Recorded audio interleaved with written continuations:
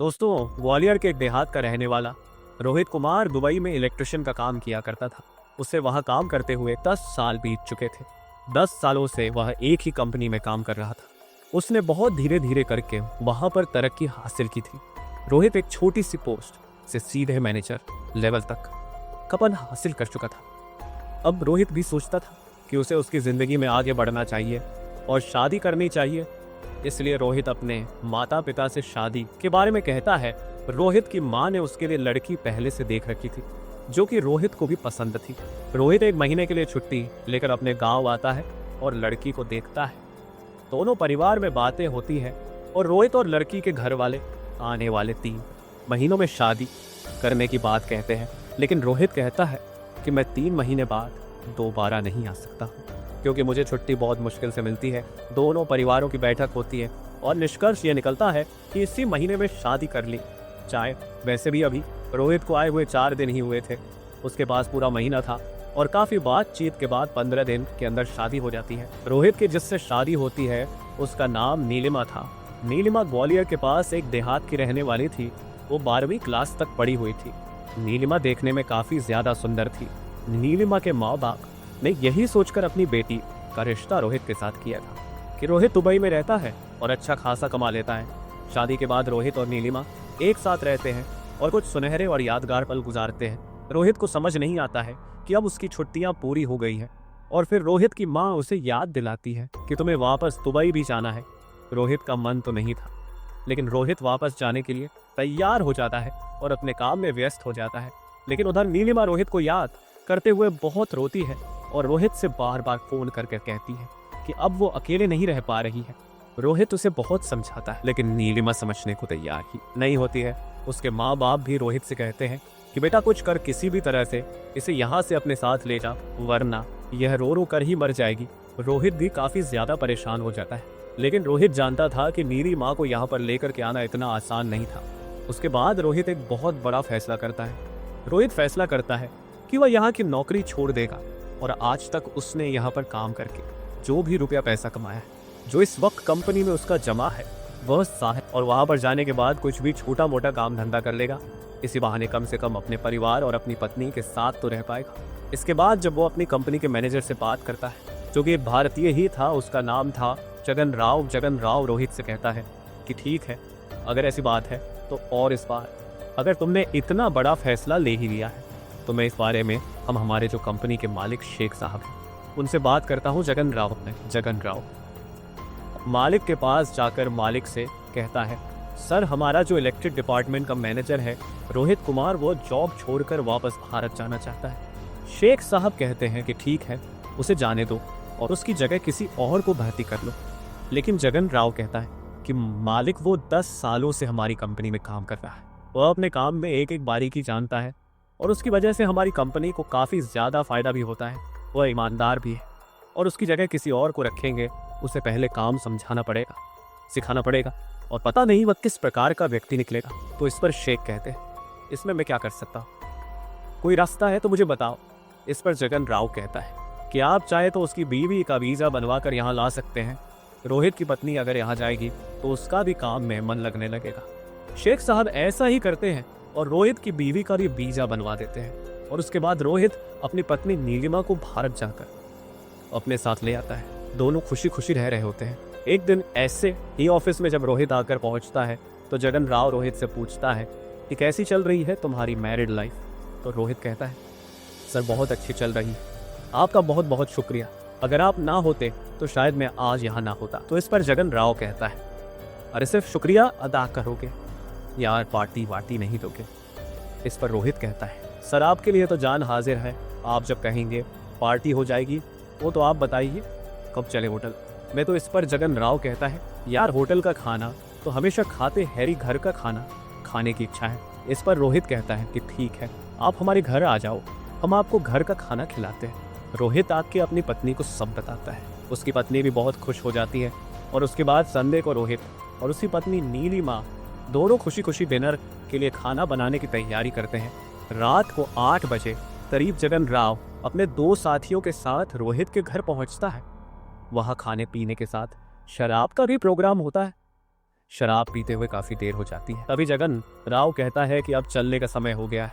चलते समय जगन ने कहा कि यार रोहित, हमारी भाभी को ले आ, कम से कम मिलवा तो दे। रोहित अंदर जाता है और नीलिमा से कहता है कि नीलिमा आओ, तुमसे मिलना चाहते हैं।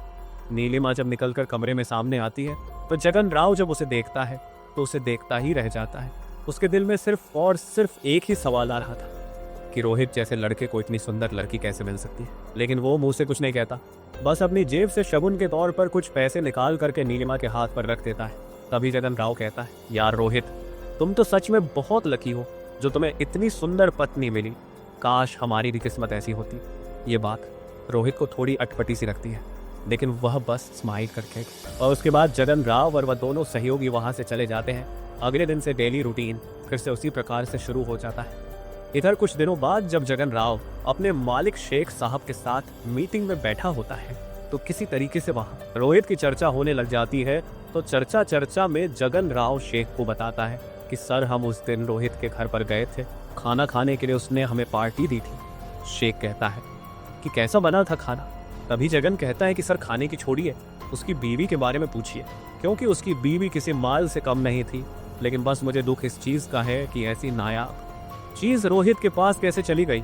यह सुनकर शेख कहता है, अच्छा यह बात है तो हमें भी दीदार कराओ उस चांद का। तभी जगन राव कहता है कि हाँ सर, क्यों नहीं, मैं रोहित से बोलता हूँ। तभी एक दिन जगन राव रोहित से कहता है कि रोहित देखो, ऐसा है कि संडे को तुम्हारे घर पर फिर से पार्टी होगी और इस बार तुम जानते हो कौन आएगा। हमारी कंपनी के मैनेजिंग डायरेक्टर शेख साहब खुद तुम्हारे घर पर डिनर करने के लिए आने वाले हैं। रोहित को कुछ समझ नहीं आता और वह कहता है, जगन सर, ऐसा कैसे? हमारी कंपनी के मैनेजिंग डायरेक्टर मेरे घर में आने के बारे में कैसे सोच रहे हैं?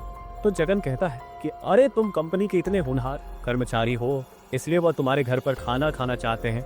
ये बात रोहित को कुछ अटपटी सी लगती है और वैसे भी रोहित ने शेख के बारे में बहुत उल्टी सीधी बातें सुन रखी थी।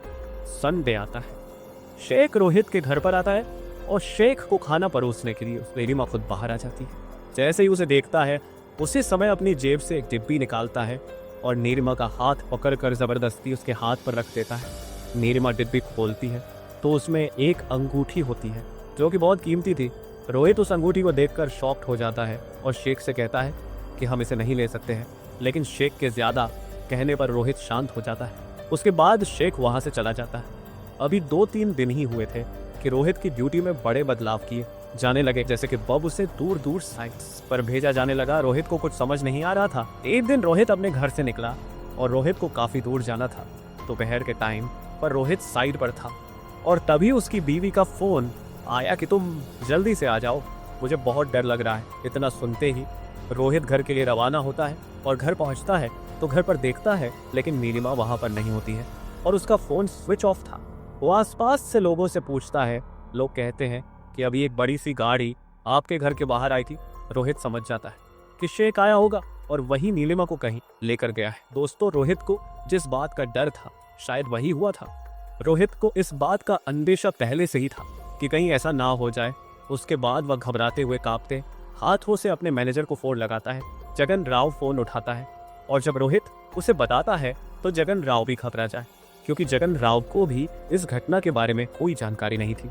जगन राव रोहित से कहता है, तुम चिंता मत करो और घबराओ मत, मैं अभी 10 मिनट में तुम्हें खोलता है। और उसके बाद जगन राव अपने मालिक को फोन लगाता है, लेकिन जगन राव शेख का एक नौकर ही था, इसलिए जगन राव शेख से डरते हुए पूछता है, सर रोहित की पत्नी आपके साथ है क्या? शेख कहता है कि हाँ, वो मेरे साथ मेरे बिला पर है और रोहित से कह दो कि अभी वो कुछ दिन यहीं पर हमारे साथ रहेगी।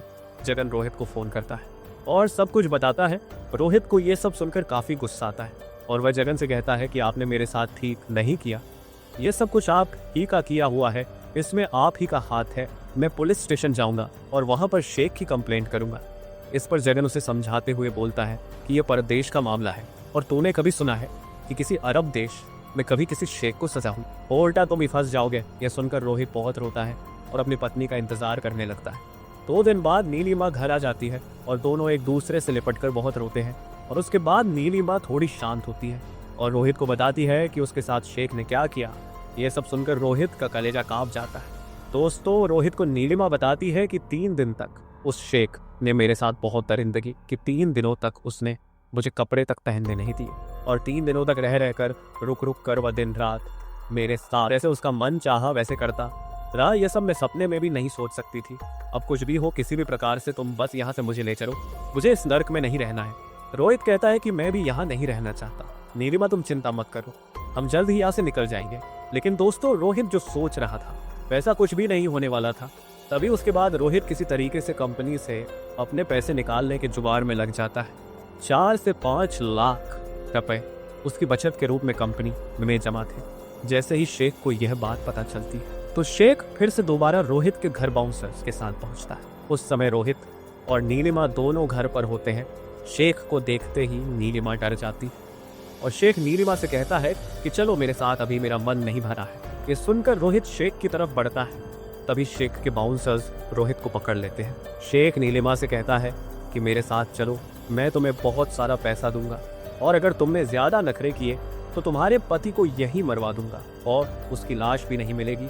तभी कुछ सेकंड्स में नीलिमा को वो शेख जोर जबरदस्ती अपनी गाड़ी में बैठाकर अपने वला पर ले जाता है और रोहित बहती आंखों से सिर्फ और सिर्फ देखता रह जाता है। कोई पति इतना विवश हमारे देश में कभी नहीं हो सकता, लेकिन प्रदेश में वह इतना ज्यादा विवश था कि सिर्फ अपनी पत्नी को किसी और गैर मर्द के पास मजबूरी में जाते हुए देख रहा था। सिवाय रोने के उसके पास कोई दूसरा रास्ता नहीं था। 1 हफ्ते बाद नीलिमा वापस घर आती है। रोहित और नीलिमा दोनों फिर साथ रुकते हैं। उसी समय जगन राव भी उसके घर आता है। नीलिमा की हालत देखकर जगन की आंख में भी आंसू आ जाते हैं। यह देख जगन राव मन में ठान लेता है कि अब रोहित और उसकी बीवी को वह यहाँ से कैसे भी करके भारत भेजेगा। जगन राव रातों रात और रोहित के डॉक्यूमेंटेशन पूरे कराता है और दोनों को भारत भेज देता है। भारत में आने के बाद रोहित अपनी आप बीती अपने परिवार वालों को बताता है और किसी की सलाह पर जाकर के पुलिस थाने में कंप्लेंट भी दर्ज करवाता है। लेकिन मामला विदेश का था और मामला काफी हाई प्रोफाइल था। पहले तो उसकी कंप्लेंट ही दर्ज नहीं की जाती है, लेकिन जैसे तैसे जब उसकी कंप्लेंट दर्ज की जाती है तो मामला उच्च अधिकारियों तक जाता है। मामला विदेश मंत्रालय तक पहुंच जाता है। लेकिन दोस्तों, मुझे निराश होकर कहना पड़ रहा है कि हमारे देश का कानून तो आप जानते ही हो कि कैसा है। हमारे देश में ही अपराधी खुले घूमते रहते हैं और जेल के अंदर से बैठे बैठे इंटरव्यू और धमकी देते हैं। इतने सारे सबूत होते हुए भी उनका कोई कुछ बिगाड़ नहीं पाता। बयान दे दिया, सर वो इन्वेस्टिगेशन हो तो जांच चल रही है। जोधपुर में आपको जेल में पता भी लग गया। सर अखबार भी तो पढ़ते हैं ऐसे, तो जेल में कनेक्टिविटी होती है। GSTD है मुलाकातें जी, ऐसी तो बातें पूछते रहते हैं सर। कनेक्टिविटी तो आपकी मैं देख ही रहा हूँ। खैर, तो भारतीय कानून भला दुबई के शेख का क्या बिगाड़ सकता। यह मामला आज भी सिर्फ और सिर्फ थाने और कोर्ट कचहरी में ही घूम रहा है। दोस्तों, रोहित और नीलिमा को आज तक इंसाफ का सिर्फ और सिर्फ इंतजार ही है और उनका यह इंतजार शायद इंतजार ही बनकर रह जाएगा। दोस्तों, रोहित अब अपने गांव में ही रह रहा है और आज भी रोहित और नीलिमा उस समय को याद करते हैं तो डर से सहम जाते हैं। वैसे दोस्तों, इस सच्ची कहानी को जानकर क्या कहना चाहें नीचे कमेंट करके जरूर बताएं। वीडियो को लाइक करें, शेयर करें और ऐसी ही और वीडियोस के लिए इस चैनल को सब्सक्राइब करके साथ में बेल नोटिफिकेशन को भी ऑल पर सेट कर लें। धन्यवाद।